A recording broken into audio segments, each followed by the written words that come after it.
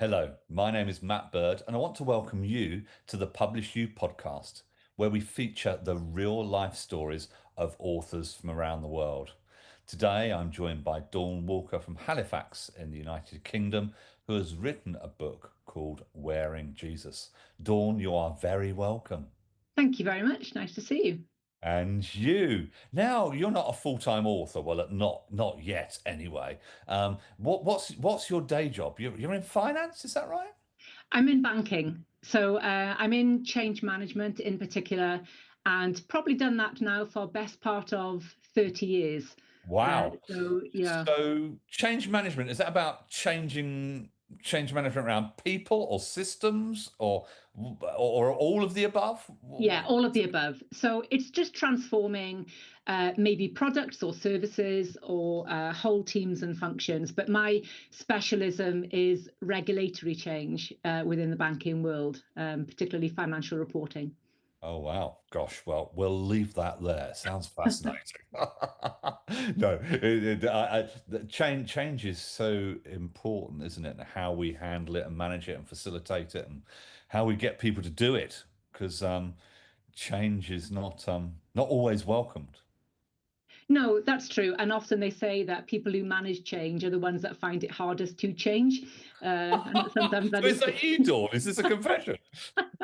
Sometimes that is the case. Sometimes it's harder to deliver change to change professionals. Yeah. So what's your so I'm sorry, I said I wouldn't go into this, but I'm actually quite intrigued. What's your number one key about facilitating change? What do you think the key is? Oh, it's really important, Matt, to take people with you. So people will be familiar with the concept of a change curve and how people step through the stages of accepting change. And really, if you want it to be successful, you've got to go at the speed that people are at. You've got to start to understand how they would perceive it, untangle some of those issues. It's not enough to be right. You've got to go about it in the right way. So if you want to make the changes, you take people on that journey and you go at their pace, and then it lands well. There we go. You heard it here. So, Dawn, you have written your second pocketbook, Yeah. which is really exciting. The first in a whole series of pocketbooks. I love pocketbooks. I created them because I feel that people are overloaded with information Mhm. and short on time, but they're hungry to learn and grow and develop. So I asked my team to create a book just bigger than a smartphone, thickness of a smartphone that fitted in your pocket and you could read in 30 to 40 minutes and might be life-changing. And so you've written a book called Wearing Jesus. So tell us, Dawn, what's the pocketbook Wearing Jesus all about? Well, Matt, I've preached a few times on the armor of God. And for people who've ever been to Sunday school, they might be familiar with that, or seeing kids drawing and coloring in pictures about the helmet of salvation, or the belt of truth, or the best breastplate of righteousness. And it's a very popular children's story. But actually, when you read it, it's not just designated for children. It really is about how you wear everyday armor that just helps us to get through life and life's battles. But when you look at each of the pieces, they actually are Jesus. So he is our salvation. He is our truth. He is our shoes of peace. He is our breastplate of righteousness. Oh, So it was really about bringing that to life in a perhaps a more modern way for us to understand how we wear that today. But once I'd started on that journey of writing about the armor, you start to see that clothes and what God dresses us in is more than just the armor of God. Starting right back in the book of Genesis and the story of Adam and Eve, and how God clothed them the moment that they realized that they were naked and they tried to cover themselves up in fig leaves.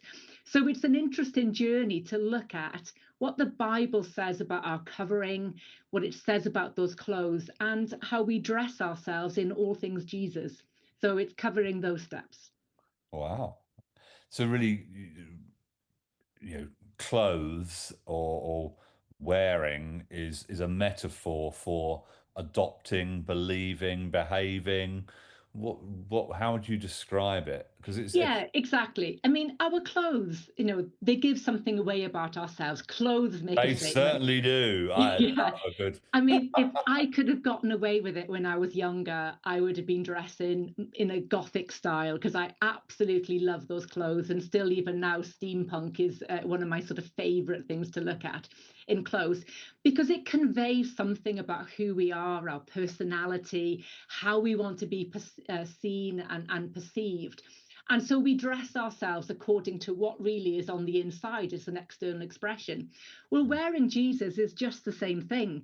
It's about being in relationship with him. It's about wearing him on the outside. So it's wearing his glory, it's wearing his peace, it's wearing his kindness, it's wearing his joy. And so other people get to enjoy how we are dressed, and in the same way as you would see somebody that was well dressed and enjoy, viewing them and how they walk and how they carry themselves in life. Amazing. Um, yeah. And so, what's the everyday impact of this? I mean, we're talking about the metaphor of clothing and what it means, but what does it mean for a person to wear Jesus? I mean, so what? It's the everyday relationship, Matt. That's how you get dressed. When I was younger, I remember first hearing the story about the armor of God, and you think, well, how do you put it on? Right? Yeah, It's not physical. You can't go to the wardrobe and take it out. What does it mean? And I think as I've gotten older, you realize you wear it as you're in relationship. Well, what does that mean? It just means that we are talking to Jesus, which we do simply through prayer, or we're reading what he has said when we read the Bible, how he engages with people, how he interacted with people, and we become more like that.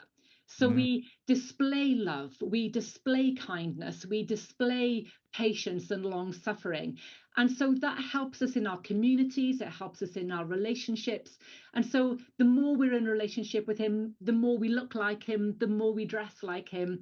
yeah, And that really does help our everyday, and especially in terms of, how we act with other people in our yeah. communities. So when we have to join a long queue in the bank, it'll help us be patient. Is that it? Oh, long suffering, that's the one. Yeah. Well, we choose what we say, don't we? We choose how we behave. And, if we all go around expressing our opinions and feeling our frustrations, it just makes it much more challenging to live Yeah. life. And it just becomes, yeah, you add heat to the fire rather than, calming things down and being peaceful in the way that you deal with things. So, Yeah. Yeah. And we do meet. I mean, sometimes we can be grumpy. Well, I can be grumpy. I don't know about you, Dawn, but you know, what's happening? So somebody's behaving in a grumpy way. What's happening? Why are they grumpy? And I often think, why am I grumpy when I'm grumpy? Because I do get short and snappy. And yeah. reflecting on it, I think, sometimes it's because I'm stressed about something. There's some pressure and stress on my life, and it makes my fuse short. Something's going on over here, and it impacts how I am over here because I'm stressed and pressured. Um, I think the other thing, my other reflection that sometimes makes me grumpy is that sometimes I'm running too fast. And when I find myself being short and curt with people, it's because I'm doing too much and trying to fit too much in. And I need to dab the brakes a little bit, perhaps even change gear and just give more space for the people around me. Uh, Yeah, and what's interesting, Matt, is that you've identified some of the triggers that might make you feel like that. But actually, what's interesting is that most of the time, we don't really know why we react the way we do. And as much as we think we know ourselves, quite often we don't. So it can be a lifelong exploration to understand what triggers our behaviors, what triggers why we say the things we do, what gets us hot under the collar, what doesn't. And actually, that's a really interesting journey to walk on to see, well, why do I behave like that? And what would I do that's different? And a lot of it is about what we believe. It's what we believe about ourselves, what we believe about our future, what we believe about our prospects, and whether we feel threatened by something that's happening.